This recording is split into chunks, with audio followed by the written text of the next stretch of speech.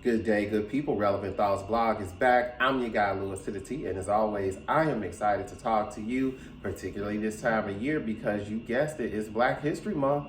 Today is Wednesday, February 9th, 2022, and today I want to talk about just being different.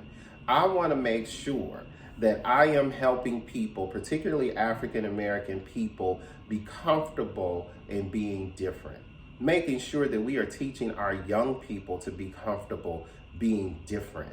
That because of social media, because of mainstream media, because the fact that we are typically located in urban centers and large cities, I believe that we, like a lot of people, forget that we are only 15% of the United States population.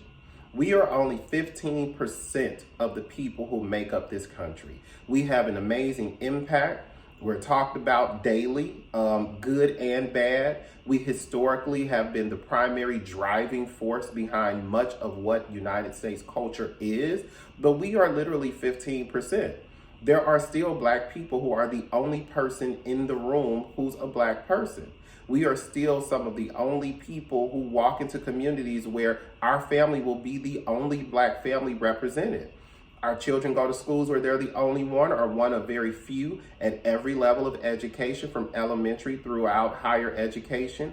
We walk into jobs where we are one of a select few or sometimes the only, depending on where you lead. And it is really important that we get comfortable being different, that we do not have to announce our difference, that one of our differences walks in when we walk in a room.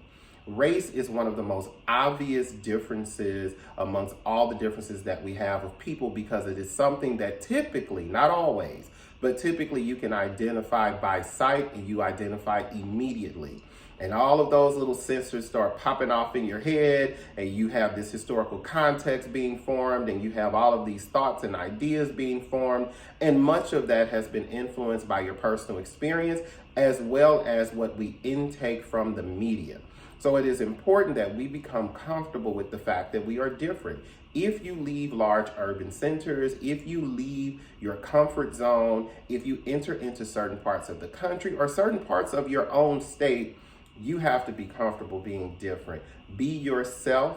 Acknowledge to yourself the fact that you may not be like everybody else in the room on the outside, but that you have to lead with your humanity. Who you are as a person, your value system, the way that you structure a life, that is all that's important. And if you know it and you project it, most people will respond in that way. We know that we are still in a space that is not racially ambiguous. We have not overcome race. People are not actually colorblind. So it's okay to be different, and it's okay to be comfortable with it. And it's not a chance to make an excuse or to give a long apology about why you're different. And sometimes when we over-explain ourselves, it begins to sound like an apology. Just the other day, I had on a t-shirt that said unapologetic. And that is how our approach has to be. Not unapologetic when the mistakes are made, but unapologetic in your personhood, who you are as a man, as a woman, as a human being. So I just want to challenge us today to dare to be different, to not be afraid to make a change. That might be in your job, that might be in your community, that might be in a school building. You know, unfortunately, our children have to grow up a lot faster. They're taught things that they should have to learn along the way, but we teach them to protect them, and we teach them to ensure that they have the mental fortitude to deal with things that may come their way, just in case. So dare to be different. Make sure that we're teaching and promoting and making space for people to be different. As we treat others, hopefully we will be treated ourselves. We can only control what we put out, not what we get back, but we do have the power to control our response. This is a Relevant Thoughts blog. I'll see you guys on YouTube, Facebook, Instagram, and a little bit on Twitter, because hey, that's their rule.